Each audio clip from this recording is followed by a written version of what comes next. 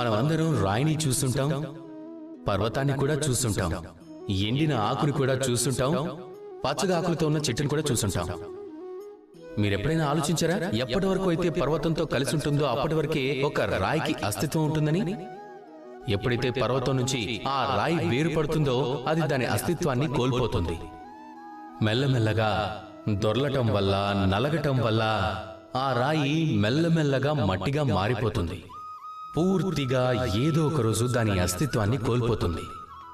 అదే ఆకు విషయంలో కూడా జరుగుతుంది. ఆకు ఎప్పటి వరకైతే కొమ్మతో కలిసి ఉంటుందో అప్పటి వరకు దాని అస్తిత్వం ఉంటుంది. ఒక్కసారి అది కొమ్మతో వేరుపడింది అంటే అది కూడా దాని అస్తిత్వాన్ని కోల్పోతుంది. ఇక అదే మన విషయంలో కూడా జరుగుతుంది.